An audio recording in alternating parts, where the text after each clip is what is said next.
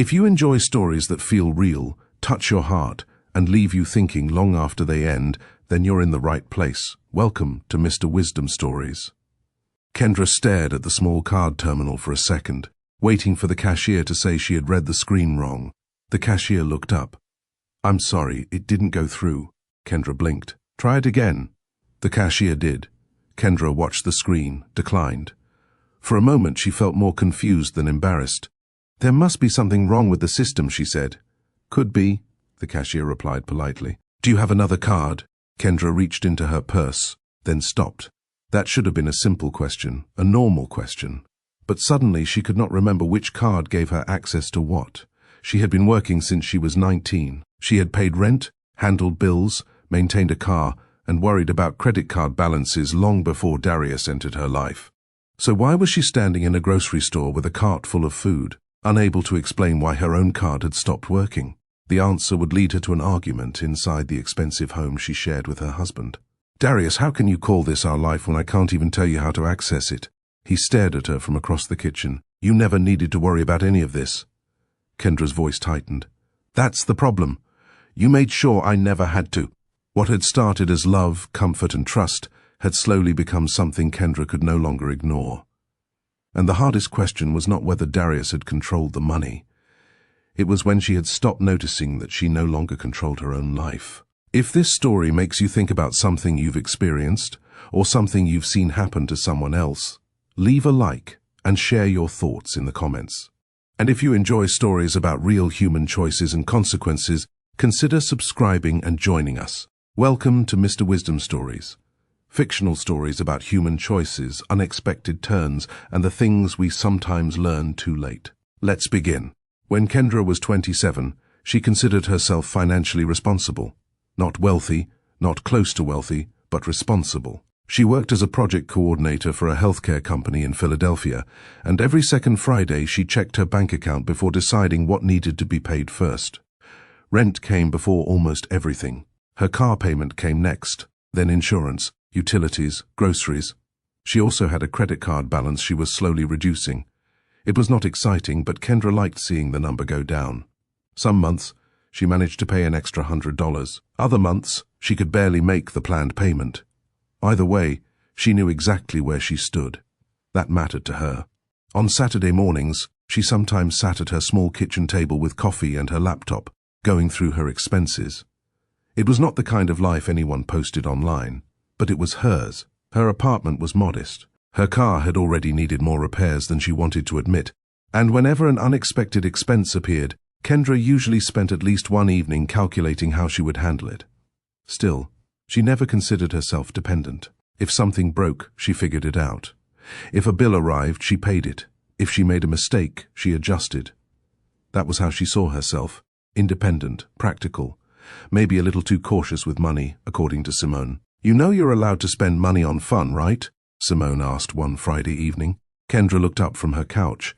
"Who says I don't? You just transferred $40 into savings and celebrated." "It's called discipline. It's called being 27 years old and acting like somebody's aunt." Kendra narrowed her eyes. "I am hanging up." "No, you're not." "Why?" "Because tomorrow you're coming with me to a birthday dinner."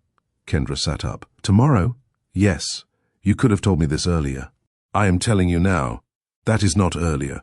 Simone laughed. "Center City, 7:30. Wear something that doesn't look like you're attending a staff meeting." "I hate you." "No, you don't."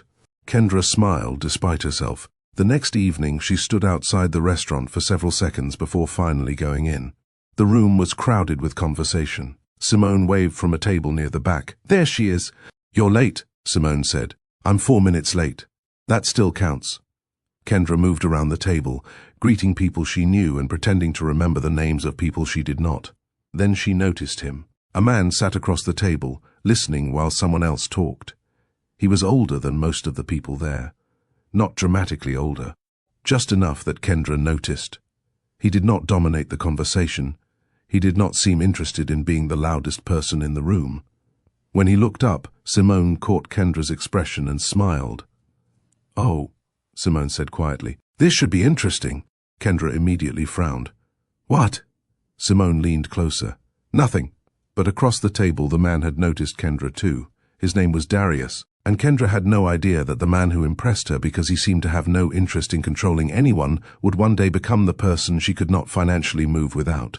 Darius was introduced properly a few minutes later, though Kendra had already noticed something about him. He did not seem interested in impressing anyone. "Darius, this is Kendra," Simone said. Darius stood and offered his hand. The woman who was apparently going to arrive whenever she felt like it. Kendra looked at Simone. "You told him?" "I told everybody." "That sounds like Simone," Darius said. Kendra shook his hand. "And what did she tell you about me?" Darius considered the question. "Mostly that you take work too seriously." "Good. I was worried she might say something flattering." That made him laugh. It was not a loud laugh. He simply leaned back slightly, amused. Kendra sat down. As dinner continued, she noticed that Darius spoke when he had something to say, but never fought for attention. When someone interrupted another person, Darius often waited until the conversation settled before speaking again. It was different from what Kendra had expected. She had already learned that he was 39, 12 years older than her. Simone had mentioned that he worked in commercial real estate and had built a successful investment business. Kendra had expected confidence that needed an audience. Instead, Darius listened. At one point, someone at the table began complaining about a landlord who had raised their rent. Darius smiled. "Let me guess. He called it a market adjustment." The woman sighed. "Exactly." "Translation," Darius said. "He found a nicer phrase for taking more of your money." The table laughed. Kendra looked at him. "You own property and you're saying that?" "I own property. I didn't say I own a dictionary." She laughed before she could stop herself. Later, while Simone was talking to someone beside her, Darius leaned toward Kendra. "So, project coordinator." "Yes. That sounds like a title people use when they want one person to fix everything nobody planned properly." Kendra stared at him. "You know nothing about healthcare." "I know people." "That may be worse." Darius smiled. For the rest of the evening, their conversation moved easily from work to family, bad first dates, Philadelphia traffic, and why Simone believed every gathering required more people than the room could comfortably hold. Kendra learned that Darius had spent years building a career around commercial properties before expanding into investments. He had ownership interests in several businesses and operated a small investment company. She understood the words. She did not understand all the details behind them. At the time, she did not think she needed to. Their first date came 3 days later. Darius chose a restaurant Kendra had walked past before but never visited. She suspected immediately that it was more expensive than anywhere she would normally choose. "I should warn you," she said as they sat down. "I looked at the menu online." Darius raised an eyebrow. "Did it pass inspection?" "I'm trying to calculate whether I'll need a payment plan." He laughed. "You're not paying tonight." "I didn't say I expected to." "Good." That was Darius. He was generous, but he rarely made generosity feel like a performance. When Kendra's car needed repairs 2 months after they began seeing each other, she called him only because she was frustrated. "I swear this car waits until I start feeling financially responsible," she said over the phone. "Then something starts making a noise." "What kind of noise?" "A bad one. That narrows it down." Kendra laughed. Darius listened while she described what the mechanic had told her. "I can handle it," she said. "I'm just annoyed." "I know." "Then why are you asking where the shop is?" "I'm not. I asked what they said." Kendra paused. A few hours later, Darius called again. "I found another place nearby that can give you a second opinion." "You did?" "Yes." "I didn't ask you to." "No, you complained. I translated it into research." Kendra laughed. She let him send her the information. The second mechanic charged less. At the time, Kendra thought Darius had simply been helpful. She did not notice how often he began solving problems before she had finished explaining them. She still handled her own rent, her own bills, her own work, her own bank account. Nothing about her life seemed dependent on Darius. As the months passed, however, he became part of her routine. He knew when she had a difficult week at work. He remembered details she had mentioned casually. He could make her laugh when she was irritated and stay quiet when she needed quiet. Kendra trusted him because, in the beginning, trust felt easy. Simone noticed before Kendra admitted anything. "You like him?" Kendra looked up from her phone. "I do not." "You smiled at your screen." "I was reading something. From him." "That is circumstantial evidence." Simone folded her arms. "Kendra." Simone waited. Kendra smiled. "I like him. I knew it. You're insufferable. And yet, I introduced you." Kendra shook her head. The relationship continued, and slowly, Kendra began to understand just how much Darius could do without hesitation. A restaurant reservation, a last-minute trip, a repair, a business problem, a purchase that would have required Kendra to sit down with a calculator.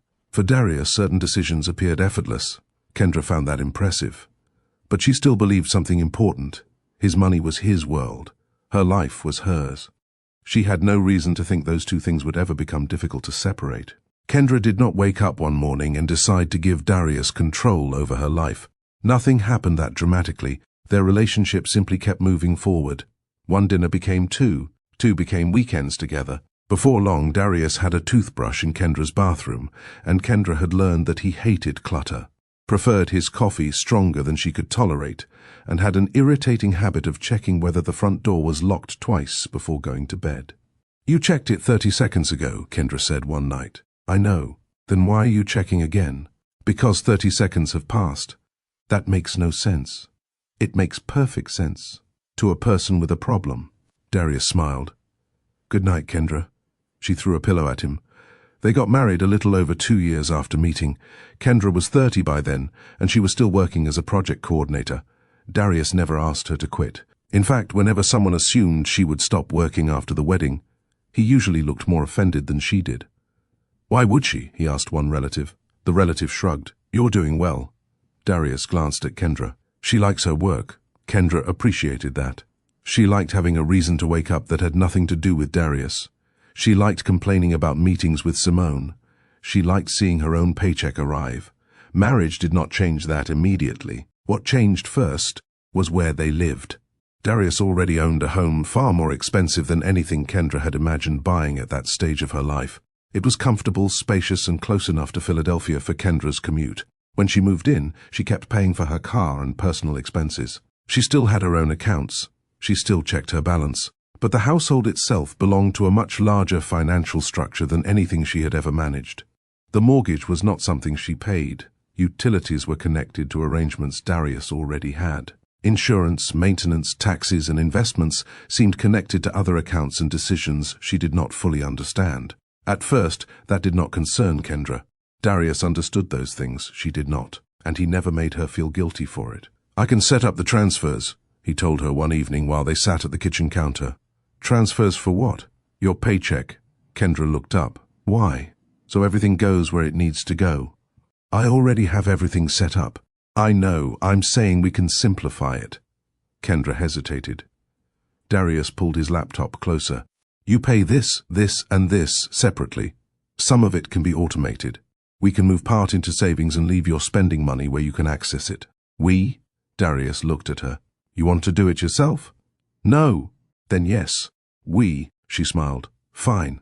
The change took less than half an hour. That was part of what made Darius difficult to question in those days. His suggestions usually made sense. A bill disappeared from Kendra's list because Darius had already taken responsibility for it.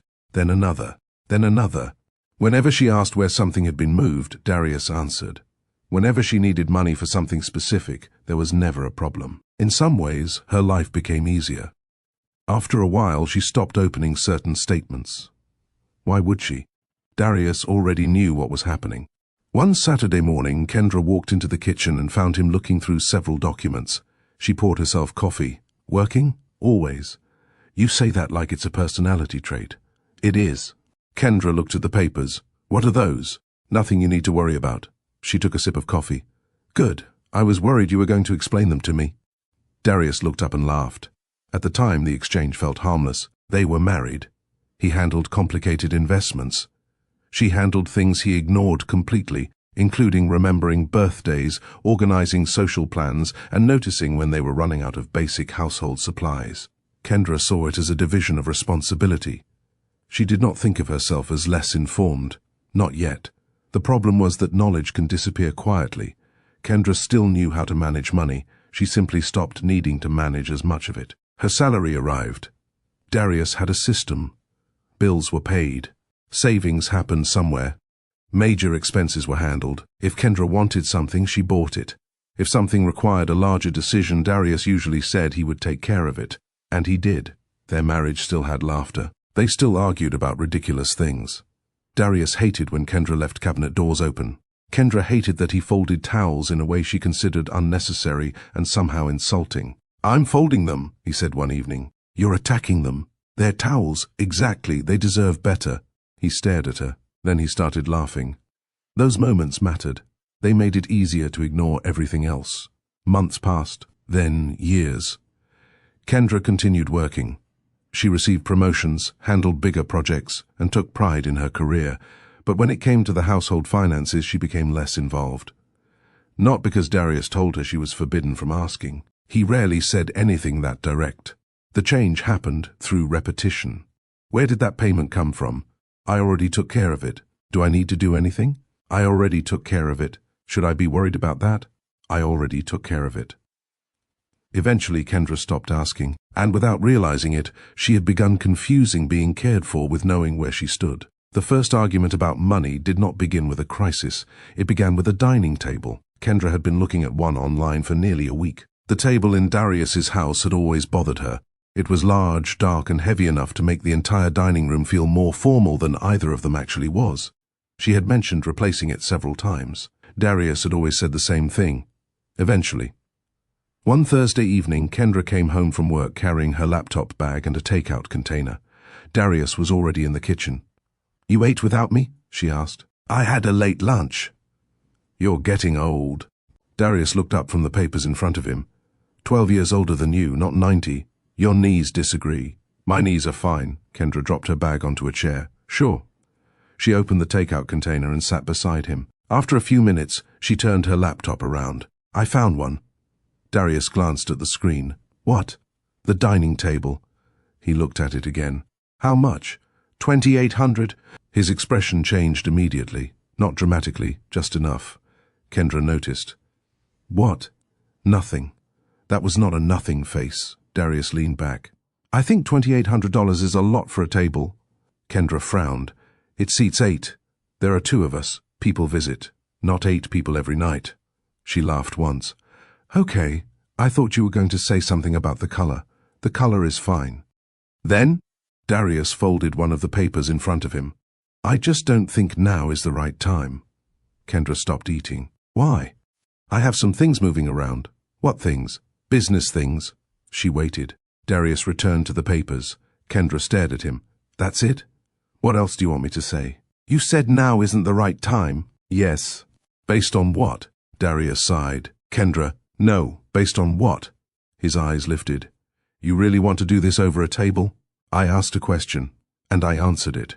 You didn't." For several seconds, neither of them spoke. The house was quiet, except for the faint sound of traffic beyond the windows. Darius finally rubbed his forehead. "There are things happening with one of the properties. I'm adjusting some investments. I don't want us making unnecessary purchases until I know how certain numbers are going to settle." Kendra's expression softened slightly. "Okay, why didn't you just say that?" "I just did. After I asked 3 times. Darius gave a short, impatient laugh. "You asked how I knew. I told you how I knew." "That isn't the same thing." Now his expression hardened. "Kendra, do you trust me?" The question irritated her immediately. "Yes." "Then why does every financial decision suddenly need a committee meeting?" Kendra leaned back. "Because I live here." "I know you live here. Then I should be able to ask why we can't buy a table." Darius looked at her for a long moment. Then his voice became calmer. "Of course you can ask, and I can tell you I don't think it's a good idea right now." There was nothing openly threatening in his tone. That almost made it harder. Kendra looked back at her food. "Fine." Darius reached for his papers again. The argument should have continued. Kendra knew that later. She should have asked what things moving around actually meant. She should have asked how those business decisions affected her. Instead, she told herself the answer was probably complicated. Darius understood investments. Darius understood property. Darius understood financial decisions that involved numbers Kendra did not spend her evenings studying. So she let it go. A week later, she wanted to replace the living room rug. She did not buy it. She texted Darius first. "Thinking about ordering the rug we saw. Is that still a bad idea?" His reply came several minutes later. "Probably wait." Kendra stared at the message, then typed, "Okay." After that, the habit became easier to miss. A weekend trip with Simone required checking whether anything was happening financially. A larger contribution to a family occasion required asking Darius what he thought. Even decisions connected to Kendra's own income started passing through conversations with him, not because he demanded permission, at least not in words, but Darius knew where certain money had been moved. He knew which accounts were being used for household expenses. He knew what was being saved, invested, transferred, or held back. And when Kendra did not know, the quickest solution was always the same. Ask Darius. One evening she sat in the passenger seat while he drove home. "Where is my last paycheck going?" Darius glanced at her. "What do you mean?" "I mean, where did it go? You have access to it." "I know that. I'm asking where it was transferred." Darius thought for a moment. "Some went into savings, the rest went where we normally put it." Kendra waited. He looked at her again. "What? Where do we normally put it?" Darius's hands tightened slightly around the steering wheel. "Kendra." "What? We have talked about this." "No, you've talked about it, I've listened." "That's not fair." "Maybe not." He drove for another block before speaking. "We have a system." "Whose system?" "Ours." Kendra looked out the window. She wanted to continue. She could feel the questions forming. But she also remembered the dining table, the impatient sigh, the way a simple question had somehow become an accusation. So she said nothing. And that became the real change. Not that Darius answered every question, not that Kendra stopped having them. She simply began deciding that peace inside the marriage was easier than pushing for information she was no longer sure she understood anyway. The house remained beautiful. The bills continued getting paid. Her paycheck continued arriving. Darius continued taking care of things. But Kendra had started noticing something she could not explain away as easily as the old dining table. She could see comfort everywhere around her. She was becoming less certain she understood what allowed it to exist. The opportunity to spend the money came from Kendra's family. One Sunday afternoon, she was sitting on the couch with her phone in her hand when Simone called. "Please tell me you remembered." Kendra frowned. "Remembered what?" Simone gasped dramatically. "That was cruel." "What?" "The family thing." Kendra sat up. "What family thing?" There was a long silence. Then Simone said, "I cannot believe this." "Simone, your mother's retirement dinner." Kendra closed her eyes. "Oh, exactly. Oh, it is next month." "Yes, I know when it is. You did not know 5 seconds ago." Kendra rubbed her forehead. "I have been busy. You coordinate projects for a healthcare company. You do not work for the president." "Thank you for your support. That's what I'm here for." They talked about the dinner for several minutes. Kendra had been thinking about helping pay for the venue as her contribution to the celebration. It would cost more than the kind of purchase she normally made without thinking. But she had been saving money. She had her salary. She could afford it. At least she believed she could. After hanging up, Kendra opened her laptop and began looking through the available options. Darius found her there later that evening. "What are you planning?" Kendra looked up. "My mother's retirement dinner." "Right. I'm thinking about covering the venue." Darius nodded slowly. "How much?" Kendra told him. His face changed. Not enough to call it anger. Enough that she recognized the look. "That seems unnecessary." Kendra blinked. "Unnecessary? You're helping already, aren't you?" "Yes, but I want to do something meaningful." "You can do something meaningful without paying for the entire venue." Kendra turned toward him. "I know. So why are you?" "Because I want to." Darius sat in the chair across from her. "Kendra, I think you should wait." "For what?" "Until we know what else is happening that month." "With what?" "Financially." The answer irritated her. "My mother is retiring once." "I know that." "Then why are you talking about this like I want to buy another house?" Darius sighed. "Because you keep treating every question I ask like criticism." Kendra stared at him. "You asked me how much it costs. And I'm telling you I don't think it makes sense right now." "Why?" "There are other things to consider." "What things?" Darius looked away for a moment. The same wall, the same vague answer. Kendra felt herself becoming angry. "This is my money." Darius looked back at her. "I never said it wasn't." "Then why am I sitting here asking you if I can use it?"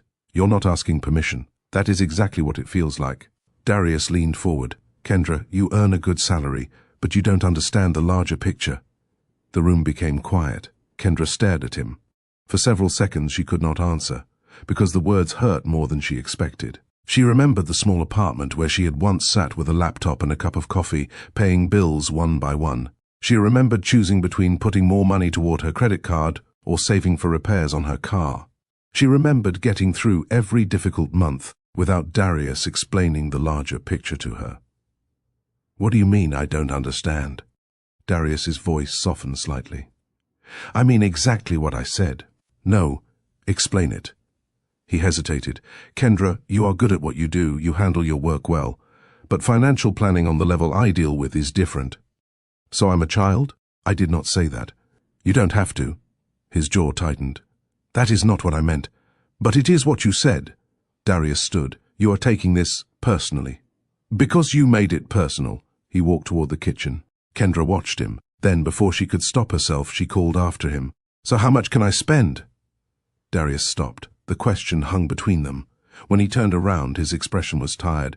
"That isn't what I want from this conversation. But you have an answer." "Kendra." "How much?" He stared at her. "Why are you doing this?" She almost laughed. "Doing what?" "Asking." The thought came immediately, but she swallowed it, because she could already feel where the conversation was going. Another argument. Another explanation that somehow ended with Darius feeling accused. Another evening of silence inside a house large enough for two people to avoid each other without trying. Kendra closed her laptop. "Forget it." Darius remained where he was. "Kendra, I said forget it." She did not pay for the venue that night. Instead, she called Simone the next morning. "You sound strange," Simone said. "I'm fine." That was convincing. Kendra sat in her office parking lot before work. "I was thinking about paying for the venue. And? I decided not to." "Why?" Kendra hesitated. Then she said the words that surprised her as they came out. "I should probably talk to Darius before spending that much." Simone was quiet. Kendra noticed it. "What?" "Nothing." "That was a nothing face. You cannot see my face. I can hear it." Simone sighed. "Kendra." "What?" "You have your own money. I know. So why do you sound like you're waiting for permission?" "I'm not." "Then what are you doing?" Kendra looked through the windshield. She could not explain it without making it sound worse. So she changed the subject. A few days later, she received a notification from her bank. She opened it during lunch. At first, she thought it was an error. Then she opened the details. One of the automatic transfers she had maintained from her paycheck had been changed. Kendra stared at the screen. The money was still being moved, but not to the place she expected. She waited until that evening to ask Darius. He was standing at the kitchen counter. "Did you change one of my transfers?" Darius looked up. "What transfer?" "The automatic one from my paycheck." He thought for a moment. "Oh, yes." Kendra stared at him. "Yes? I moved it into a different account." "Why?" It made more sense. "For who?" Darius gave her a look. "For us. You didn't tell me. I thought I did. You didn't." He shrugged. "I was organizing some things." Kendra's voice tightened. "My paycheck is not something you organize without telling me."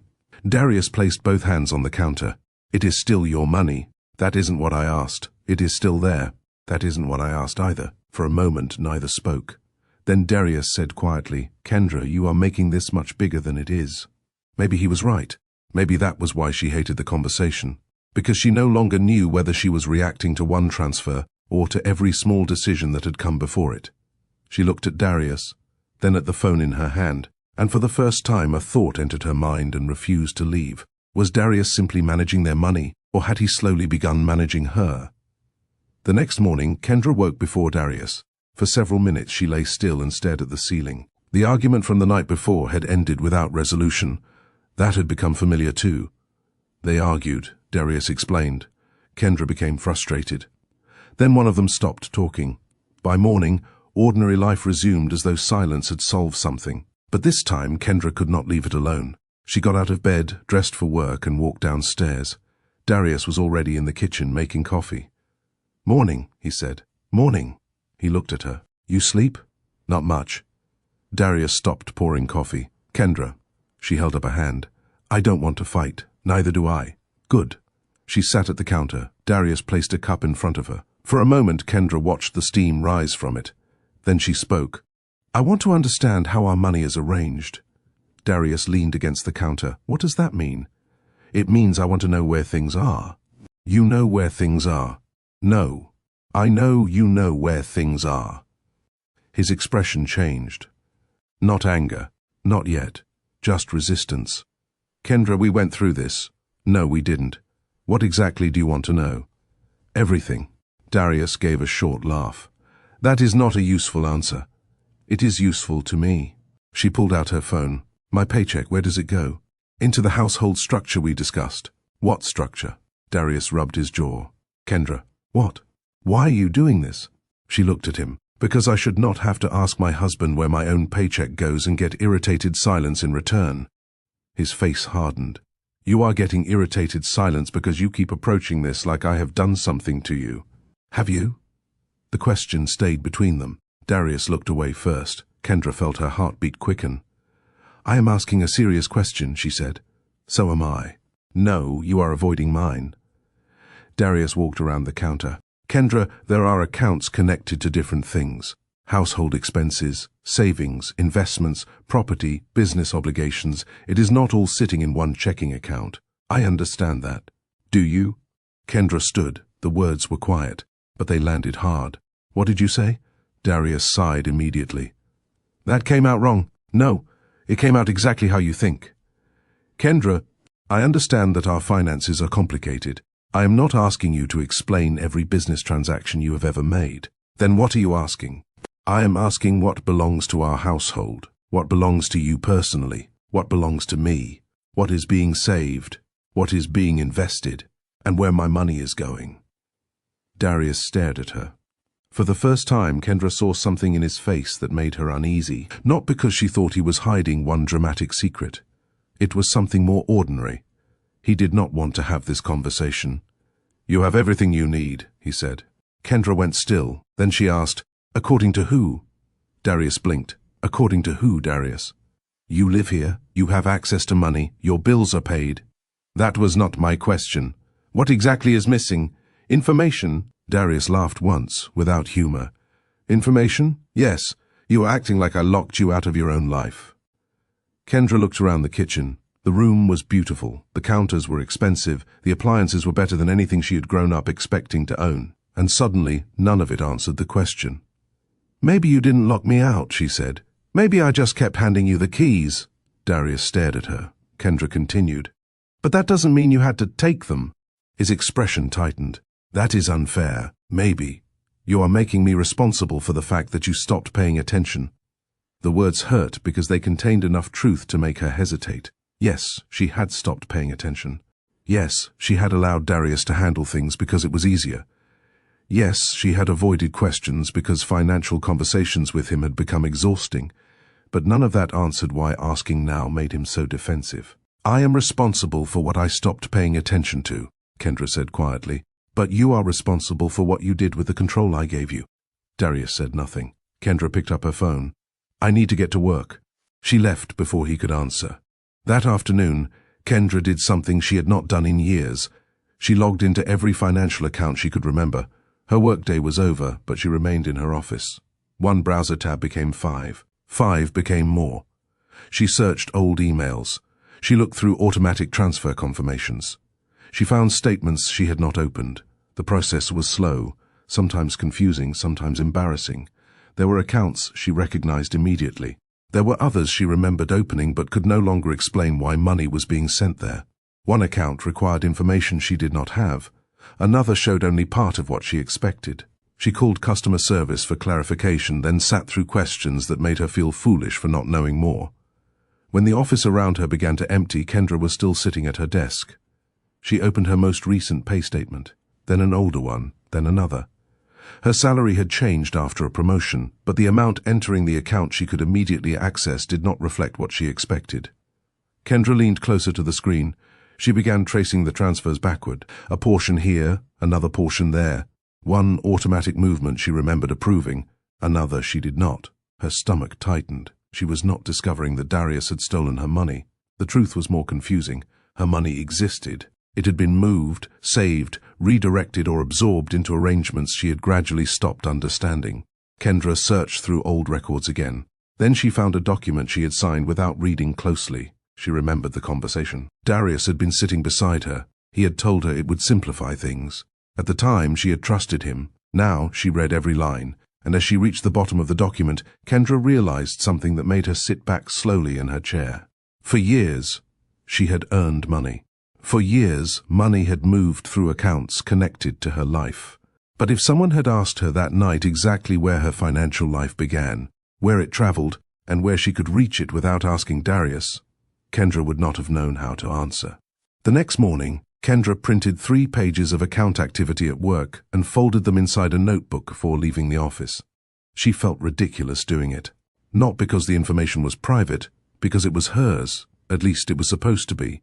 She had spent the previous evening going through records until the numbers stopped making sense. Her salary entered one place, then portions of it moved elsewhere. Some transfers were automatic. Some were connected to household arrangements Darius had helped establish. Others appeared to be tied to saving structures she remembered discussing but could no longer clearly explain. The money had not disappeared. That was almost worse. It was there, somewhere. Moving through systems Kendra no longer understood well enough to explain without stopping and searching for answers. She did not want to accuse Darius of stealing from her. Nothing she had seen proved that. So she decided to begin with facts. At home that evening, she opened her laptop at the dining table. Darius walked in carrying his jacket. "You're working again?" "Sort of." He looked at the screen. "What are you doing?" Kendra had rehearsed the answer during the drive home. "I'm going through some old financial records." His eyes stayed on her for a moment. "Why?" "I want to understand where everything is." Darius put his jacket over the chair. "Kendra." She hated the way he said her name now. Not because it was cruel, because she had learned that tone usually meant the conversation was about to become exhausting. "What?" "You've been asking a lot of questions lately." "I know." "Is there a reason?" "Yes." He waited. Kendra looked at the pages on the table. "I realized I don't understand enough." Darius pulled out a chair. "Enough about what?" "Our money." His expression changed. "Here we go." Kendra looked up. "What does that mean?" "It means we had this conversation." "No, we started it. We discussed it." "No, Darius. You answered until I asked something specific." He leaned back. "So, now every answer I gave you was wrong?" "That is not what I said." "But it is where this is going." Kendra closed her laptop, and there it was again. She had prepared questions. She had planned to stay calm. She had told herself she would not let frustration take over. Yet within minutes the conversation had become about Darius feeling accused. She looked down at the closed computer. "Never mind." Darius watched her. "Kendra, if you have something to say, say it." She almost laughed. The problem was that she did have something to say. Too much, perhaps. She wanted to ask where the savings connected to her income were held. She wanted to know why one transfer had changed. She wanted to understand what would happen if Darius were unavailable tomorrow. But she could already hear the answers forming in her mind before she asked. "You have access. We discussed this. You don't need to worry about it." By the time Darius sat beside her, she had already decided silence would cost less than another argument. The following morning she rehearsed a question while brushing her teeth. She stopped herself. At breakfast she tried again. Darius was reading something on his phone. Kendra poured coffee. "Can I ask you something?" He looked up. "Of course." She almost said it. Then she imagined the conversation stretching through the morning, both of them leaving the house irritated. "Never mind." Darius frowned. "What?" "Nothing." She picked up her cup. "Kendra." She kept walking. At work she hated herself for it. Not because she was afraid of Darius. That would have been easier to understand. She was afraid of the conversation, afraid of the impatience in his face, afraid that he would ask why she was suddenly questioning everything. Most of all, she was afraid that she would ask a basic question and discover she did not know enough to understand the answer. That Friday, she called Simone during lunch. "You sound distracted," Simone said. "I am." "Work?" "No." "Darius?" Kendra was silent. Simone sighed. "So, Darius." Kendra leaned back in her office chair. "I've been looking at my finances. And I don't understand them." "Then ask him." "I have." That sounded like a problem. Kendra stared at the pages spread across her desk. "It becomes a problem." Simone was quiet for a moment. "Okay, explain." Kendra did. Not every account, not every transfer, just the truth underneath it. "I think the money is there," she said. "I just don't know where everything goes anymore." "What do you mean?" "I mean, if Darius sat down and asked me how our household money works, I couldn't explain it." Simone said nothing. Kendra continued. "If something happened tomorrow, I don't know what I would do." "Something happened to who? To him?" The words sounded different once spoken aloud. Kendra lowered her voice. "If Darius disappeared tomorrow, not left me, not anything dramatic. If he was just suddenly unavailable, I don't know if I could keep our life running. Simone's tone changed. Kendra, I'm serious. You have your own job. I know. You earn money. I know. But, Kendra looked around her office, but I don't know how to access the life I'm living. That was the fear. Not that Darius had no money. Not that the house was secretly empty. Not even that Kendra had become poor. She lived surrounded by comfort she could see but could not fully explain. And for the first time, that comfort no longer felt like protection. The following Saturday, Kendra left work early enough to stop at the grocery store. Her cart was ordinary. Food, coffee, cleaning supplies, nothing expensive. She reached the checkout, unloaded everything, and pulled out the card she normally used. The cashier ran it, then looked at the screen. Kendra heard the words before she understood what they meant. I'm sorry, the cashier said. It didn't go through. Kendra stared at the card. What? What? The cashier turned the card slightly toward Kendra. It was declined. Kendra stared at her. That doesn't make sense. I can try again. Yes. The cashier inserted the card a second time. Kendra watched the screen. A pause. Then the same result. Declined. Her face grew warm. There were people behind her now. She could feel them waiting, though nobody said anything. Do you have another card? The cashier asked.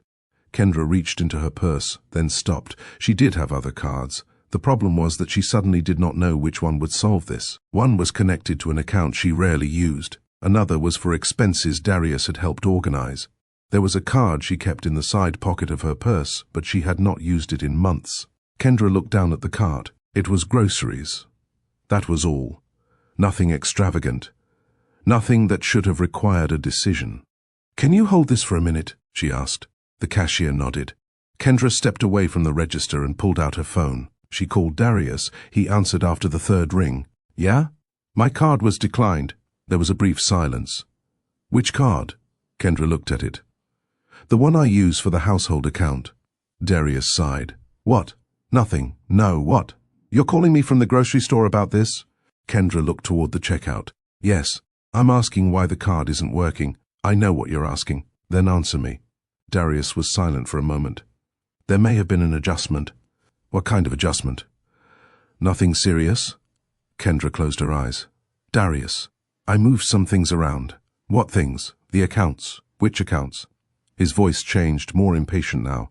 Kendra, I cannot explain our entire financial structure while you're standing in a grocery store. I'm not asking for the entire structure. I'm asking why I can't buy groceries. Because something changed temporarily. What changed? Some transfers. That is not an explanation. It is enough for right now. Kendra's grip tightened around her phone. She lowered her voice. Darius, there are people waiting. Then use another card. Which one? He went quiet. That silence hurt more than his irritation. Kendra looked through her wallet. I don't know which one you mean. You have the blue card. What account is that connected to? Kendra. No, tell me. Darius exhaled slowly. It should work. Should. You could have just called me. Kendra went still. Then she said, That is exactly what I'm talking about. This time, neither of them spoke. Darius's voice was quieter when he answered. What are you talking about? Kendra looked back toward the register. The cashier was pretending not to watch her. The groceries sat there, separated from her. I have to call you to buy food. That is not true. My card declined because of a temporary adjustment, an adjustment you didn't tell me about. Kendra, you're turning this into something it isn't. Maybe. But I'm standing in a grocery store, Darius, and I don't know which card I'm allowed to use. The word allowed changed something. Darius's voice hardened. Allowed? You know what I mean. No, I want you to explain what you mean. Kendra almost laughed. Of course. Now he wanted a detailed explanation. I mean, I don't know where my money is. You have money. Where? Your accounts. Which ones? Kendra, enough. The sharpness in his voice made her straighten. People were still waiting. The cashier was still waiting. Her husband was on the phone. And somehow Kendra felt more alone than she had felt in a very long time. She ended the call.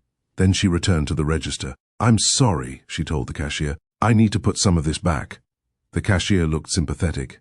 You can leave the cart and sort it out. Kendra nodded, but she did not want to sort anything out there. She wanted to leave, so she took her purse, turned away from the groceries and walked toward the exit. Outside, she sat in her car without starting it. Her hands rested on the steering wheel. She had just left a full cart of groceries inside a store because she did not know how to pay for them. The humiliation was bad enough. What frightened her was what came afterward. She had participated in this. That truth mattered. Darius had not physically taken every financial decision from her. She had allowed him to simplify things. She had stopped reading statements. She had accepted vague answers when asking felt exhausting. She had mistaken convenience for safety because for years there had been no obvious consequence. But participation was not the same as informed consent. Kendra had not agreed to become someone who needed her husband to identify the correct card for groceries. She drove home. Darius's car was already in the driveway. For several seconds Kendra remained outside. Then she went in. The house was quiet. She found Darius in the kitchen. He looked up immediately. "You left the groceries?" Kendra stopped. "You knew?" "I saw the charge attempt." She stared at him. "You saw it?" "Yes. And you didn't tell me the card was going to stop working." Darius placed his phone down. "I told you there were adjustments." "After it declined?" He looked away. That was when Kendra noticed a folder on the counter. She recognized the bank's logo. She walked toward it. Darius moved before she reached it. "Kendra." Her eyes went to the folder. "What is that?" "Nothing you need to worry about." The words hit her harder than they had before. Kendra looked at him. Then she reached for the folder. Darius put his hand over it. And in that single movement, the card decline stopped feeling like an unfortunate mistake. It began to feel deliberate. Kendra did not move immediately. Neither did Darius. His hand remained on the folder. Her hand hung a few inches away from it. "What is it?" she asked. Darius looked at her. "Bank documents. I can see that." "Then you know what it is?" "No. I know what kind of logo is on the folder. That is not the same thing." His jaw tightened. "Kendra, we are not doing this tonight." She looked toward the clock on the wall. "Doing what?" "Turning every financial decision into a fight." Kendra laughed once, but there was no amusement in it. "I went to the grocery store today." "I know. My card was declined." "I explained that." "No, you gave me a sentence that contained almost no information." Darius removed his hand from the folder. "Fine, there was a transfer delay." "Why?" "Because I changed the arrangement." "Why?" He looked at her. "Because I needed to." "For what?" "Kendra." "No, answer me." The firmness in her voice surprised them both. Darius pulled out a chair and sat down. "Some things in my business required me to move money differently for a short period." Kendra remained standing. "And that affected the account I use for groceries?" "Yes." "Why?" "Because that account is connected to other accounts." "Which other accounts?" He closed his eyes briefly. "You are doing it again." "Doing what?" "Interrogating me." Kendra stared at him. "I am asking what happened to an account connected to my life. And I am trying to explain that it is more complicated than you want it to be." "Then explain the complicated part." Darius's patience broke. "I cannot sit here every time you see a number you don't understand and give you a complete lesson on everything I manage." The kitchen went quiet. Kendra felt the anger leave her body. Not because she had stopped being angry, because suddenly she understood what he had just admitted. "Everything you manage," she repeated. Darius immediately looked away. "That is not what I meant, but that is what you said. Kendra, you manage everything." "No, you just said it." "I manage the financial side because that is what we agreed." Kendra nodded slowly. "Yes." Darius watched her carefully. "And now you want to change it." The words landed between them. "Not understand it. Not be more involved. Change it." Kendra realized he already saw her questions as a threat to the arrangement. "That depends," she said. "On what?" "On whether there is anything left for me to understand." Darius stood. "You are being dramatic." Kendra's expression hardened. "I stood in a grocery store today and didn't know how to buy food." "You had other cards." "Cards connected to what?" "You could have called me." "There it is again." "What?" "I have to call you." Darius folded his arms. "You are my wife. Calling me is not a crime." "No. But needing you to explain how I can access money connected to my own life is a problem." "You make money sound like it is all I care about." Kendra looked at him in disbelief. "I did not say that. You're acting like I've spent years trying to trap you." "I don't know what you've spent years doing." His face changed. That hurt him. Kendra could see it. For a moment she wanted to take the words back. Then she remembered the folder. the transfer she had not known about, the grocery cart she had left behind. "I have provided for you," Darius said. "I know. I have never left you without anything. I know." "Then how did we get here?" Kendra swallowed. "Because providing for me and allowing me to understand my own life are not the same thing." Darius was silent. She continued, "I trusted you. And you still can. Can I?" His expression hardened. "Yes. Then why does every question make you angry? Because every question lately sounds like an accusation. Maybe because every answer sounds like I'm supposed to be grateful and stop asking." Darius looked toward the windows. "You gave me this responsibility." Kendra nodded. "Yes." The answer seemed to surprise him. "You did," she said. "I let you handle things." "Exactly. I stopped paying attention." "Yes." "I trusted you when you said something had been taken care of." Darius remained silent. "But that does not mean I agreed to become incapable of understanding where my own money goes." His voice lowered. "You are not incapable." "Then prove it." He looked at her. "Sit down with me tomorrow. Show me everything. The accounts connected to our household, the transfers, my income, the savings, what belongs to you, what belongs to me, what I can access." Darius did not answer. Kendra waited. That silence gave her more information than any explanation had. "You don't want to," she said. "It isn't that simple." "Why not?" "Because you don't understand the larger implications." She stared at him. The same answer. And suddenly Kendra understood why she felt so tired. There would always be another reason she was not ready, another financial term she did not understand, another explanation she was expected to accept, another time that was supposedly wrong. She walked out of the kitchen. "Kendra," she kept walking. He followed her into the living room. "What are you doing?" "I need to think." "About what?" She turned. For the first time that evening, she looked around the room as if she had never seen it before. The expensive furniture, the large windows, the carefully maintained home. She had lived there for years. She loved parts of that life. She loved waking up beside Darius. She loved their private jokes and the quiet evenings when neither of them needed to talk. She hated the thought of losing the marriage, but another thought had begun to grow beside it. What if she could not leave even if she decided she needed to? Where would she go? How much money could she immediately access? What accounts were truly hers? What would happen if she needed to pay for an apartment, utilities, food, transportation, insurance, and everything else without relying on Darius to explain the system? The answer frightened her. Not because she believed she was incapable of working, she worked every day. Not because she believed she could never earn enough. She had earned her own living before Darius. The problem was that her independence had been absorbed into a structure she no longer understood. Leaving would mean more than walking out of a house. It would mean separating habits, accounts, responsibilities, years of trust, and the man she still loved. Kendra sat down slowly. Darius stood across the room. "I am not leaving tonight," she said. His shoulders relaxed slightly. "I didn't say you were." "I know." She looked down at her hands. "But I am not doing this anymore. Kendra, I don't know what I'm doing with this marriage yet." That stopped him. "But before I decide anything about us, I need to know I can survive outside this arrangement." Darius's face hardened. "So you are planning to leave?" "No. You just said—" "I said I need to be able to stand on my own." "That is not the same thing." "No, it should not be." He said nothing. Kendra understood then that this was the part he feared. Not necessarily losing her, losing the arrangement in which she needed him. She stood. "I am going upstairs, Kendra." She paused. He seemed ready to speak. Then nothing came. That night, Kendra waited until Darius was asleep. She took her laptop into the spare room. She opened a blank document. At the top, she typed, "What I need to know." Then she began listing everything.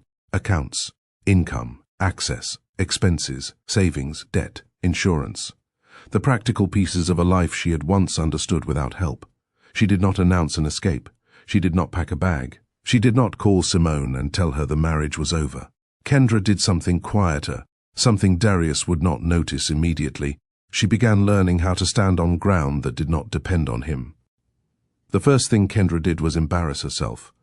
It happened on a Tuesday morning during her lunch break. She sat at her desk with her headphones on, pretending to answer emails while she tried to open a new personal checking account on her laptop. The form looked simple.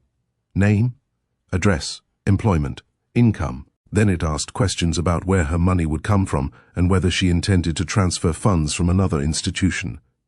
Kendra stopped. She knew where her salary came from. She knew the name of the healthcare company that employed her. But when she reached the section asking about her current banking arrangements, she realized how much of the information she had stopped carrying in her own head. She had account numbers saved in places she could not immediately access. She knew some institutions by name but was not sure which accounts were active and which existed only because Darius had once said they should. She stared at the screen until her lunch break was almost over. Then she closed the browser. For several minutes, Kendra sat there feeling foolish. At 27, she had known how much money was in her checking account before she decided whether to order food. Now she was 30 and had to search old emails to identify where parts of her own income had gone. She wanted to blame Darius for all of it. That would have been easier. But she could not ignore herself. She had stopped checking, stopped learning, stopped insisting on answers. That did not excuse what Darius had done with the control she gave him. It simply meant rebuilding would require more than anger. That evening, Kendra came home with a small notebook. Darius was in the kitchen. "You buy stationery now?" She held up the notebook. "Very exciting life." He watched her. "What is that for?" "Notes." "About what?" Kendra hesitated for half a second.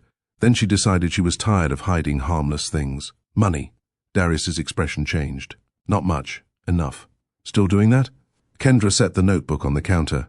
"Yes." He looked at it. "Why don't you just use a spreadsheet?" "Because I want to write things down." "You hate writing things down. I have changed." Darius gave a short smile, but he did not look amused. Kendra took the notebook upstairs. On the first page she wrote 3 headings. What I know, what I need to know, what I can access now. The third list was the shortest. Her salary account, a small amount of personal savings she had located, 1 credit card, her car. She stared at the list. It was not much. At least, not compared with the life surrounding her. But every item was something she could identify without calling Darius. The next day, she tried again to open the account. This time she had gathered more information. She completed the application, then transferred a small amount of money into it. The amount was unimpressive. Kendra looked at the confirmation on the screen and almost laughed. Years ago, she would have considered the transfer routine. Now it felt important enough to make her close her laptop and sit still for a moment. The money was not hidden. It was not part of an arrangement she could not explain. She knew where it was. She knew how to reach it, that was all. But it was something. Kendra began tracking her expenses. She downloaded old statements. She listed recurring payments. She wrote down insurance costs, fuel, groceries, work expenses, and the things she had once allowed Darius's household system to absorb without thought. The process became irritating quickly. One evening, she discovered she had been charged for something she barely remembered signing up for. Another night, she miscalculated how much she had available after a payment posted. She sat at the spare room desk, staring at the numbers. "I used to be better at this." The words came out before she realized she had spoken. A few minutes later, her phone rang. "Simone," Kendra answered. "What?" "That was warm. I'm busy." "With?" "Trying to remember how money works." Simone paused. "Do you need help?" Kendra almost said no automatically. Then she looked at the notebook. "Yes." Simone arrived the following Saturday with coffee and no unnecessary sympathy. She sat across from Kendra and looked at the pages. "This is a lot, I know, but it isn't impossible. I also know that." "Good, because I was about to give an inspiring speech." "Please don't. I wasn't actually going to." Kendra smiled. They spent hours sorting through information. Not because Simone understood every account. She did not. But she asked practical questions. "What is this payment?" "I don't know." "Then find out." "What is this account?" "I don't know." "Then find out." Kendra groaned. Simone leaned back. "You are not helpless, you're just out of practice."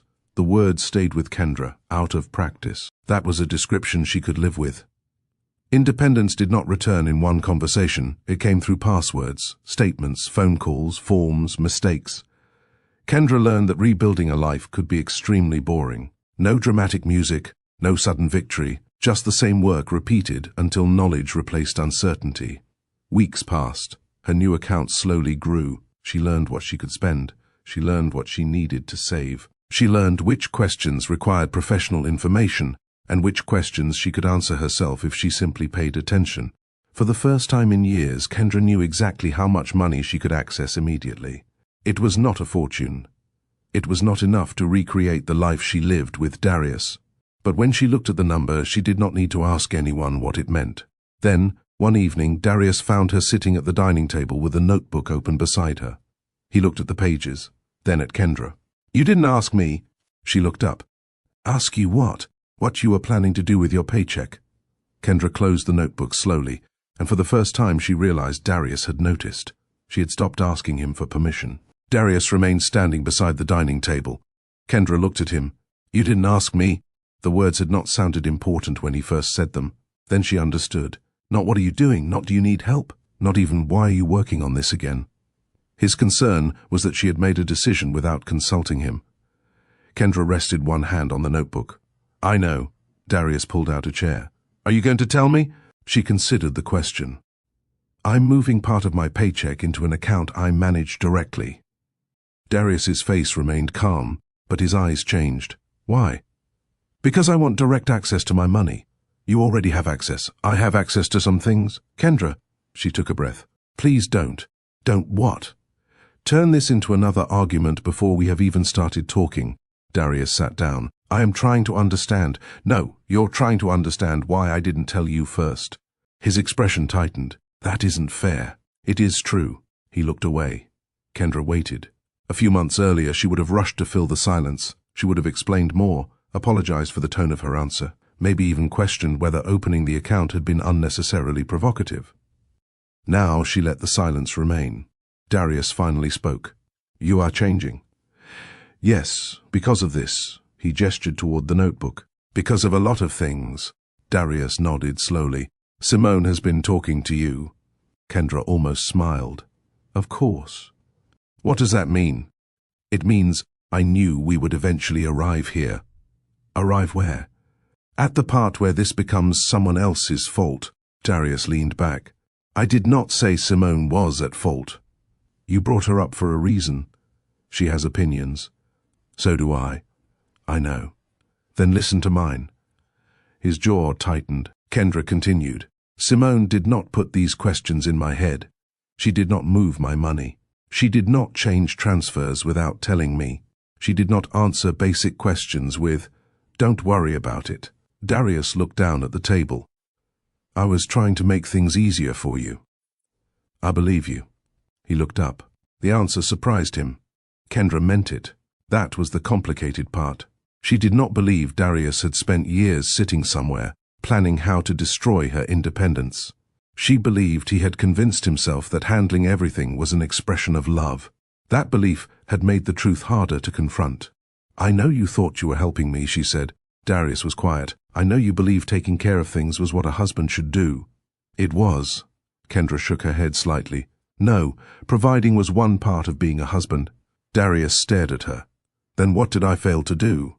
The question was not defensive at first. That was why it affected her. Kendra closed the notebook. "You stopped treating me like a partner." His face changed. "I never did that." "You did." "How?" "You made decisions. Decisions we benefited from. Sometimes. You lived well." "I know." "You never had to worry about bills." "I know." "You never had to worry about—" "Darius." He stopped. Kendra looked at him. "Do you hear yourself?" His expression hardened again. "I provided for my wife. And because you provided, you think I should not have been hurt by the way you treated me." "That is not what I said." "It is what you keep saying." Darius stood. "I have spent years trying to give us a good life." Kendra stood too, "and I am not denying that." "Then why does it feel like none of it matters now?" The question quieted her, because beneath his anger was something she had not expected to see so clearly. Fear. Darius was afraid, not only of losing control, of losing her. Kendra understood that. She wished it made everything easier. It did not.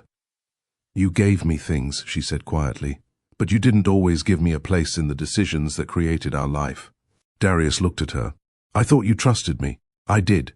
And now you don't." Kendra felt the pain in that sentence. She still loved him. That was the truth she could not escape by opening an account or tracking expenses. Darius was not a stranger. He was the man whose jokes still made her laugh when she least expected it, the man who remembered how she liked her coffee, the man she had chosen to marry. But love had not prevented this problem. "I want to trust you again," she said. Darius went still. The words seemed to reach him. "I can change," he said. Kendra closed her eyes briefly. How badly she wanted to believe that. "I know. I mean it." "I know you mean it right now." His face tightened. "What does that mean?" "It means meaning something and knowing how to live it are not always the same." Darius walked closer. "Tell me what you want." Kendra thought about that. She had spent years avoiding questions. Now she had an answer. "I want transparency." "You have it." "No," Darius sighed. "Kendra, I want access without asking. You can have it. I want to understand every account connected to our household and my income." "Fine. I want changes to our financial arrangements discussed before they happen." Darius nodded. "Fine. I want my own accounts to remain mine." His expression shifted. There, a small hesitation. Kendra saw it. "Why did you pause?" "I didn't. You did." "I was thinking." "About what?" Darius looked away. "Nothing." Kendra felt disappointment rise. It was such a familiar answer that she almost laughed. Instead, she said, "This is exactly why I don't trust promises yet." He looked back at her. "What do you want me to do?" "Stop answering like I'm asking for too much." "I'm not saying that. Your face is." Darius gave a brief, unwilling smile. Despite herself, Kendra almost smiled back. For 1 second, she saw the man she had fallen in love with. Then the moment passed. "I will try," he said. Kendra nodded. "I know. No, I will do more than try." She looked at him carefully. Darius stepped closer. "I don't want to lose you." The honesty in his voice broke through some of her anger. She looked down. "I don't want to lose us either." For several seconds, neither spoke. Then Darius reached for her hand. Kendra allowed him to take it. She had spent weeks rebuilding practical parts of herself. That did not mean she wanted the marriage to end. It meant she no longer wanted to disappear inside it. "I'll give this a chance," she said. Darius looked relieved. Kendra raised her hand slightly. "One serious chance." His expression changed. "What does that mean?" "It means we start over with the things you never thought you had to share." "Kendra, you said tell you what I want." "I did." "Then listen." Darius became quiet. Kendra continued. "I'm not asking you to hand me passwords and expect that to solve everything. I want participation." He nodded slowly. "Okay. I want questions answered. Okay. I want decisions discussed. Okay. And if we cannot do that honestly, I will make decisions about my own future without waiting for you to become comfortable with them." Darius stared at her. The relief left his face. Kendra knew why. For years he had been the person who decided what was practical. Now she had placed a condition in front of him. Not a threat. A boundary. Something Darius had never been required to accept from her before. He looked at her hand still resting in his. Then he said quietly, "Okay." Kendra nodded. She wanted to believe him. She still did. And that was what made the chance she was giving him dangerous. Because Kendra loved Darius enough to believe promises. The real question was whether Darius loved her enough to live with her independence for the first few weeks Darius tried. Kendra knew that much. He sat beside her one Saturday morning and opened his laptop. "Ask me anything," he said. Kendra looked at him. "Anything. Anything." So she did. They spent hours going through accounts, household expenses, transfers, and investments. The conversation was uncomfortable, but Darius answered. Sometimes he explained too quickly, and Kendra stopped him. "Slow down." He looked irritated. Then he corrected himself. Another time he reached for the keyboard. "I can just take care of that." Kendra looked at him. Darius stopped. "Right," he said quietly. "You do it." It was not perfect, but it was different. Kendra began to hope. Darius also started telling her before making changes. Not every detail. Kendra did not expect him to report every small business decision to her. She had never wanted that. What she wanted was honesty about anything that affected her income, her access to money, or the life they shared. For a while, he seemed to understand the difference. One evening, he came home and told her he was considering moving money connected to one of his investment arrangements. "Does it affect us?" Kendra asked. "Not directly. Does it affect any account connected to me?" "No." "Okay." Darius nodded. Then he paused. "That is all?" Kendra smiled slightly. "That is all." He smiled too. The moment was small, but Kendra felt something loosen inside her. Maybe this could work. Maybe she had mistaken his resistance for an inability to change. Maybe Darius simply needed to understand how serious the problem had become. For several weeks, the marriage felt almost normal again. They had dinner together. They laughed. They watched old movies on the couch. One night, Kendra fell asleep against his shoulder. When she woke, Darius had covered her with a blanket without waking her. The tenderness of that simple act hurt, because she still loved him, and loving him made it easy to forget why she had started protecting herself. Then, on a Thursday afternoon, Kendra received an email from work. Her company was changing the system used for certain employee banking arrangements. Employees were being asked to review and confirm their direct deposit information before the end of the month. Kendra read the message once, then again. She opened the payroll portal. Her information looked correct. The account receiving her salary was the account she had identified as her own. Kendra checked it carefully. Everything seemed fine. That evening, Darius was unusually quiet at dinner. She noticed but did not ask. She had learned that not every silence required investigation. After they finished eating, Kendra opened her laptop. "I need to update something for work."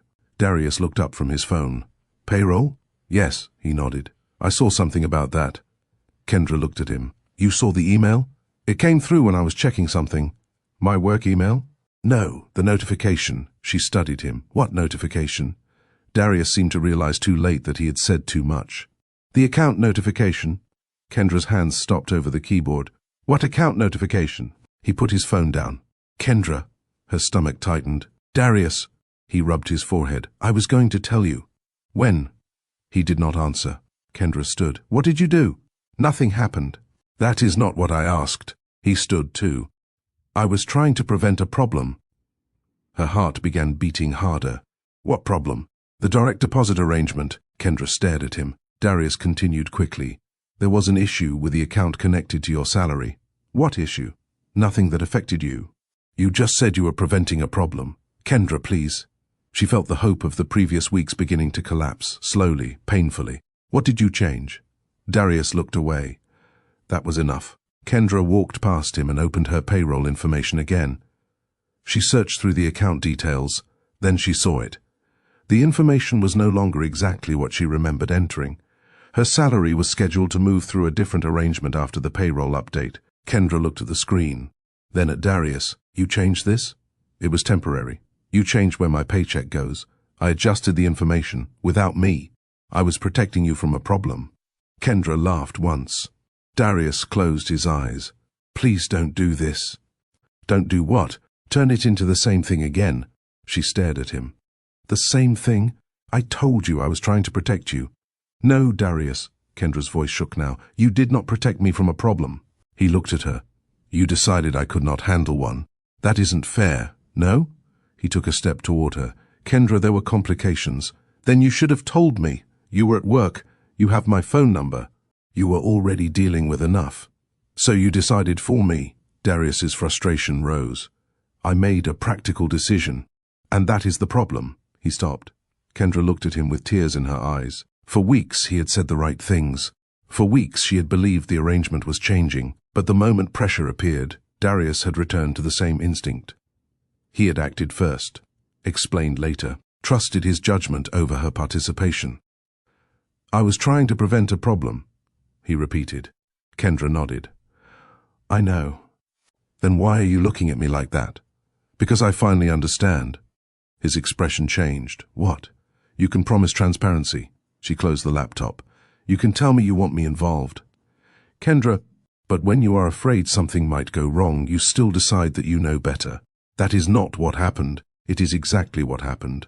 Darius shook his head. "You are taking one mistake and destroying everything we have worked on." Kendra looked at him for a long time. Then she said quietly, "It is not one mistake." He became silent. "It is a pattern," she continued. "And I keep calling it a mistake because I love you enough to want it to be temporary." The word struck him. Kendra could see it. She wished that meant they were untrue. Darius sat down. "I love you." Kendra's eyes filled. "I know." "Then don't do this," she swallowed. "Love is not the reason I stayed this long." His face tightened. "What does that mean?" "It means I loved you while I stopped paying attention to my own life." "Kendra, I loved you when I thought asking questions would start an argument." He looked away. "I loved you when my card stopped working and I had to call you from a grocery store." Darius covered his face briefly. "And I still love you now." The room became quiet. Kendra sat across from him. That was the hardest truth. Love had not disappeared. If she hated Darius, leaving might have been simple, but she did not hate him. She loved him and no longer trusted the structure of the life they had built together. Darius lowered his hands. "What do you want me to do?" Kendra thought about every promise, every explanation, every time he had believed his intentions mattered more than the effect of his decisions. Then she understood something that had been difficult to admit. She was waiting for Darius to become comfortable with her independence. But if his first instinct was always to take control when things became difficult, that comfort might never come. Kendra stood. Darius looked up. She did not raise her voice. She did not pack a bag that night. She simply said, "I am leaving." For a moment, Darius did not understand. Then his face changed. "Kendra, I need to go. You said you were giving us a chance." "I did. And now?" Kendra looked around the room, at the home she had once believed represented security, at the man she had trusted to protect the life they shared. Then she looked back at him. "Now I know that waiting for you to become comfortable with my independence may mean waiting forever." Darius stood. "You can't just decide this tonight." Kendra nodded. "You're right." She picked up her laptop. "I didn't." And this time, when Kendra walked toward the stairs, she was not walking away because she had nowhere else to go. She was walking toward the first decision she had made without needing Darius to tell her it was safe. Kendra did not leave the house that night. She went upstairs, closed the bedroom door, and sat on the edge of the bed with her laptop beside her. For nearly an hour, she did nothing. The sentence she had spoken downstairs kept returning to her. "I am leaving." It sounded decisive. Her actual life was not. The next morning, she went to work. She answered emails. She attended a project meeting. She corrected a scheduling problem that had been bothering her since the previous week. At lunch, she opened an apartment listing website. That was when leaving became real. The first apartment she considered was too expensive. The second was farther from work than she wanted. The third was available immediately but had fees she had not expected. Kendra wrote down numbers: rent, utilities, parking, internet, groceries, insurance, moving costs. She had spent months teaching herself to understand these things again. That did not make the calculations pleasant. By the time she returned home that evening, her head hurt. Darius was in the kitchen. Neither of them pretended nothing had happened. "Did you mean it?" he asked. Kendra put her bag down. "Yes." His face tightened. "When?" "I don't know yet." "You're already looking." She paused. "How do you know that?" Darius looked at her, then seemed to realize the question he had answered. Kendra's stomach sank. "What?" He looked away. "Nothing." "No." She stepped closer. "What do you mean, you know?" Darius rubbed his forehead. "I saw an email notification." "On what?" He did not answer immediately. Kendra felt a cold disappointment settle inside her, even now, even after everything. "Darius, I didn't read your emails." "That isn't what I asked." He closed his eyes. "Your laptop was open." Kendra stared at him. "And you saw enough to know I was looking for an apartment. It was right there."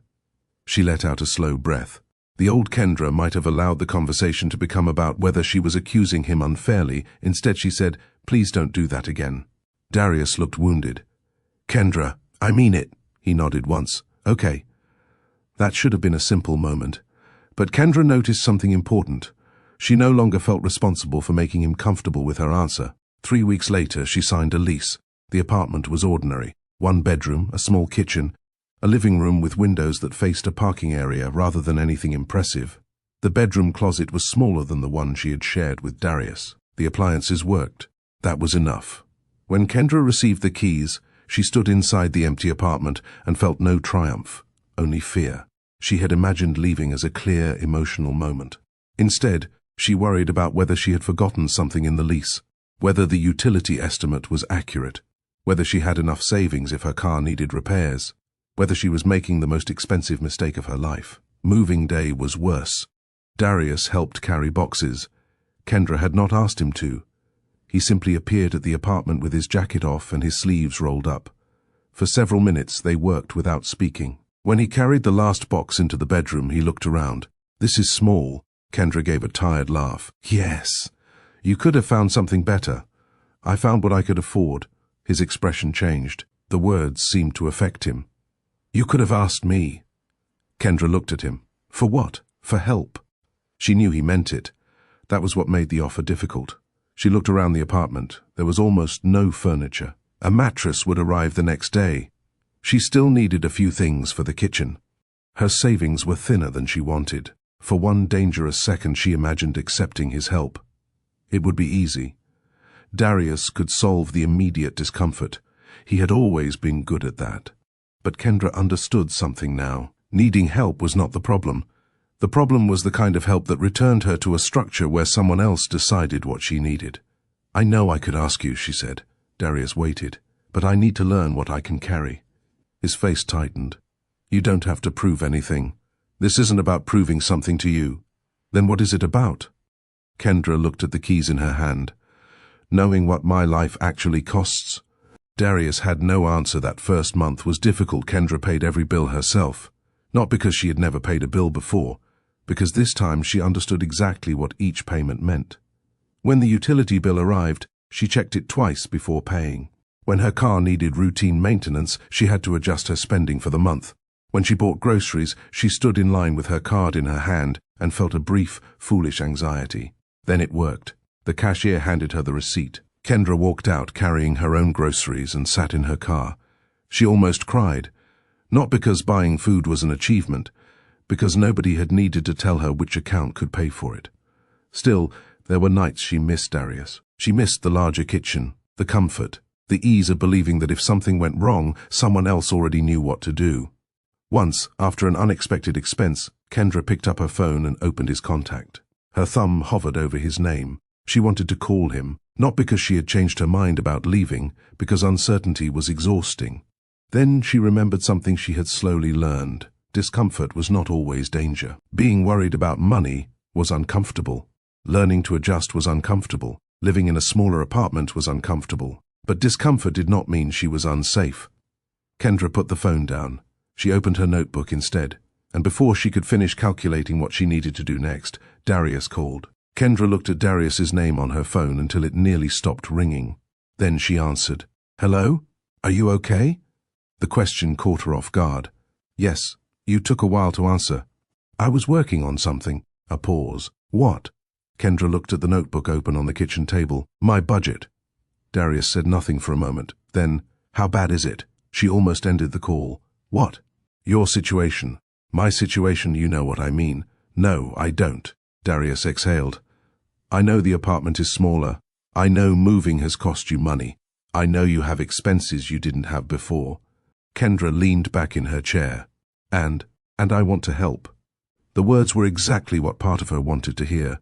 She had spent the past few weeks learning how expensive ordinary life could feel when every number was her responsibility. Her car needed maintenance. She still had moving expenses. She was trying to rebuild savings without pretending she could afford everything immediately. Help would have been useful, real help, the kind that allowed her to breathe. "What kind of help?" she asked. Darius was quiet. "I can send you money." Kendra closed her eyes. "And then what?" "What do you mean? I mean, is it a gift?" "Yes. Or is it temporary?" "Whatever you need. Do I have to pay it back?" "No." "Will you ask what I spend it on?" "No." Kendra remained silent. Darius continued.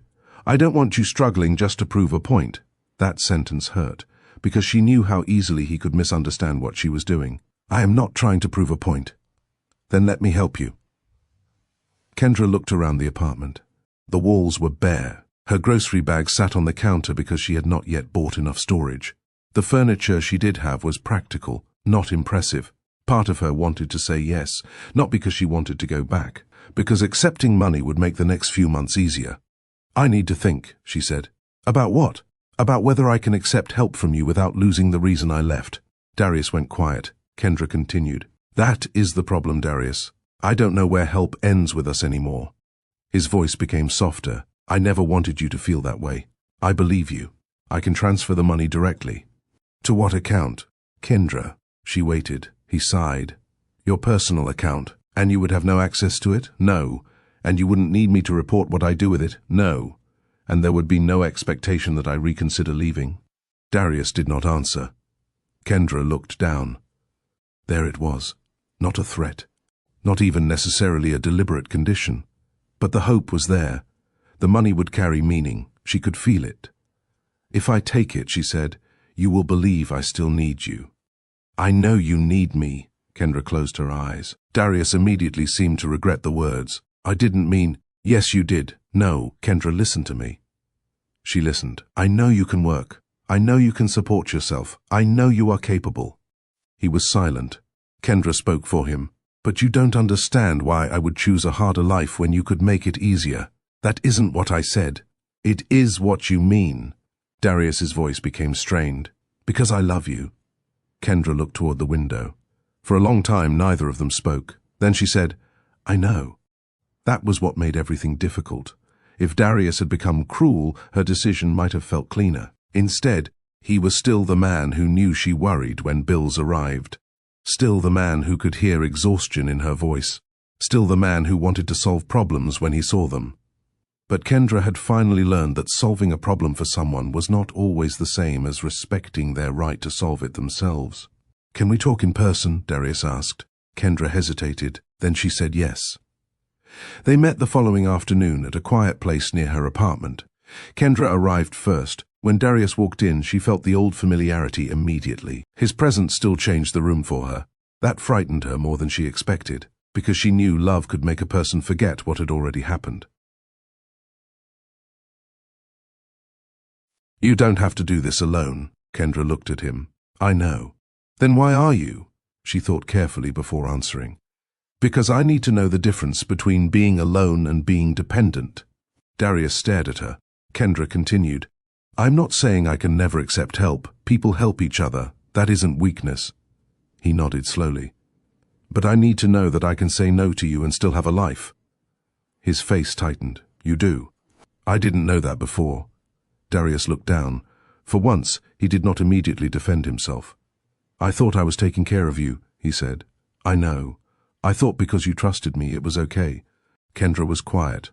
"I was wrong," he said. The admission affected her. She had waited so long to hear him say it without adding an excuse afterward. Darius looked up. "But you gave me control too." Kendra nodded. "Yes." He seemed surprised. "I did," she said. "I stopped asking questions. I avoided arguments.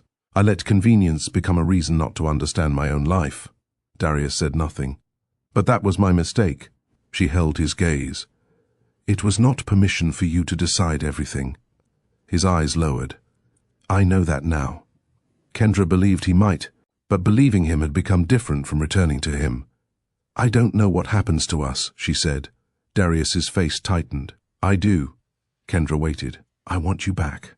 The honesty hurt. She looked down at her hands. "And I don't know if wanting me back is the same as knowing how to live with me as an equal." Darius had no answer. That was enough. When they left, he offered again to send her money. Kendra thanked him. Then she said no. Not because she wanted to punish him. Not because she believed accepting help would make her weak. She simply knew that, right now, accepting money from Darius would make her question every decision afterward. She needed her choices to belong clearly to her while she learned how to live with them. Outside, Darius stood beside his car. "Are you sure?" Kendra looked at him. "No." He frowned. She smiled sadly. "I don't know if I have built enough yet." The words hung between them.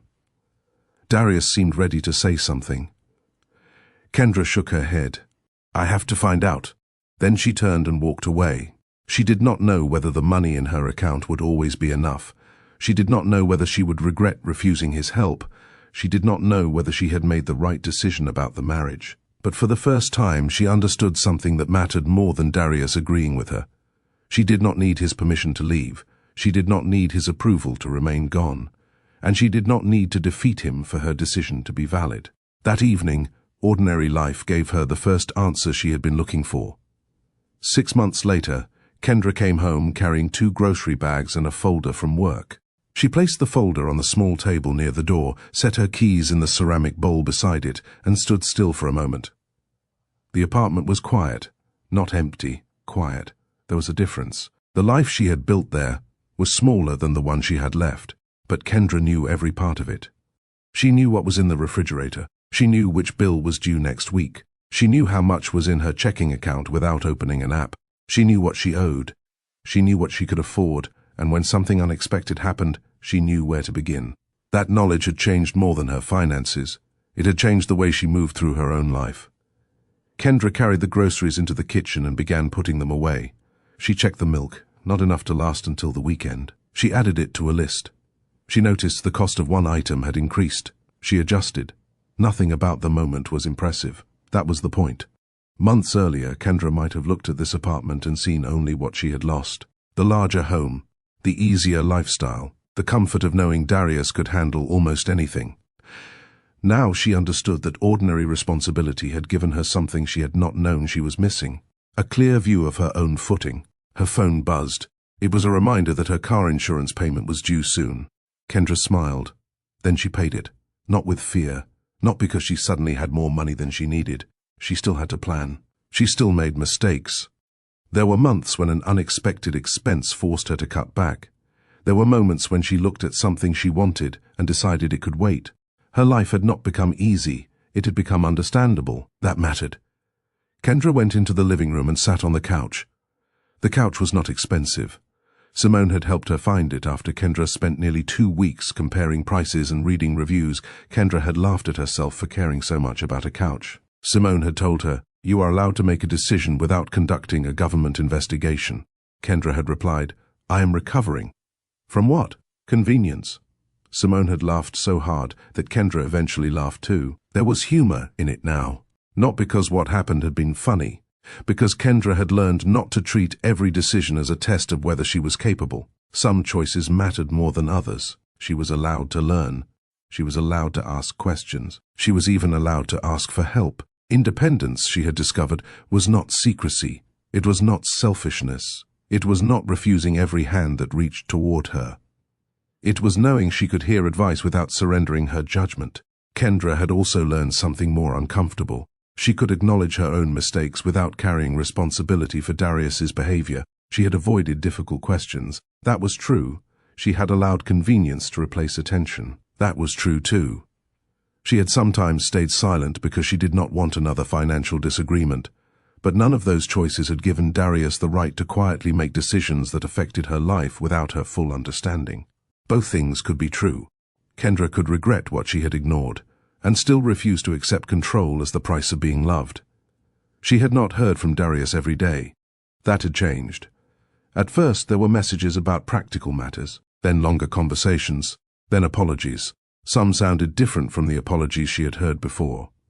Darius had finally stopped trying to explain himself before admitting what he had done. Kendra noticed that. She respected it. But accountability did not automatically repair a marriage. Changed behavior had to exist over time. Promises made after consequences arrived were easy to believe. Living differently was harder. Kendra did not know what Darius's future would look like. She no longer believed it was her responsibility to manage his growth. She had spent enough years waiting for someone else to decide when she was ready for information. Now she was learning patience with herself instead. Her phone rang. Simone. Kendra answered. "Are you alive?" "Barely." "That dramatic?" "I am tired." "You always sound tired after work." "That is because I work." "Interesting theory." Kendra smiled. Simone continued talking about something that had happened during her day. Kendra listened while looking around the apartment. Her apartment. Not because she owned the building. Not because nobody could ever take anything from her. Because she understood the arrangement. She knew the lease. She knew the rent. She knew where the money came from. She knew what would happen if something broke. She knew which decisions belonged to her. After the call ended, Kendra sat quietly. Her eyes moved toward the ceramic bowl by the door. Her keys were still there, a small thing, but she remembered the old house. She remembered leaving her keys on counters, tables, anywhere convenient.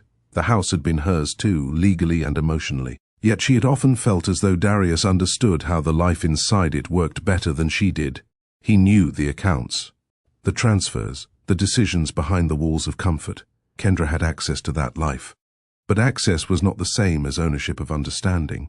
That difference had cost her a marriage, not all at once, one small decision at a time. One question she chose not to ask, one responsibility she allowed someone else to absorb, one promise that something had already been taken care of.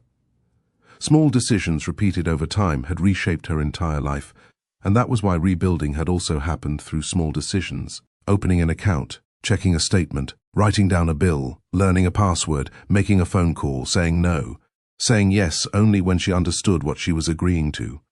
Kendra got up and walked to the window. Outside, cars moved through the street. People were going home, going somewhere, living inside problems and hopes she would never know. She thought about Darius. She still did sometimes. The loss of the marriage had not disappeared simply because she had chosen herself. She had loved him. Part of her probably always would. But love had not removed the need for communication, and providing for someone had never given another person the right to control the structure of their life. Kendra understood that now. Comfort was not always security. Being provided for was not automatically the same as being financially secure. A person could live in a beautiful home, sleep beside someone who loved them, and still lack practical control over their own life. The lesson was not that every relationship required separate lives. It was not that love meant keeping secrets or refusing to depend on anyone. It meant understanding the difference between partnership and disappearance. A healthy relationship could involve shared money, shared responsibility, shared decisions. But shared did not mean one person understood everything, while the other simply trusted. And independence did not mean standing alone forever. It meant remaining a person inside the life you shared. Kendra returned to the kitchen and checked her list. Milk, coffee, a few other things. She would buy them later. Tomorrow was another work day. There would be more meetings, more expenses, more decisions, an ordinary life. Her life. She smiled as she reached for her keys, then stopped. For years, Kendra had believed security meant having someone capable enough to handle anything. Now she knew security was something more practical. It was knowing where you stood, knowing what you had, knowing what you did not have, knowing what could go wrong, and knowing that if something did, you understood your life well enough to begin responding. She placed her keys back in the bowl.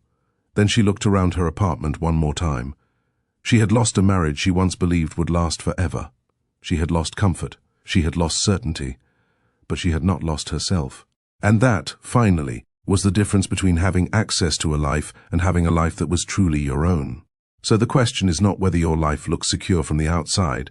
The deeper question is whether you understand the life you are living. If you suddenly had to stand on your own tomorrow, would you understand it well enough to do it?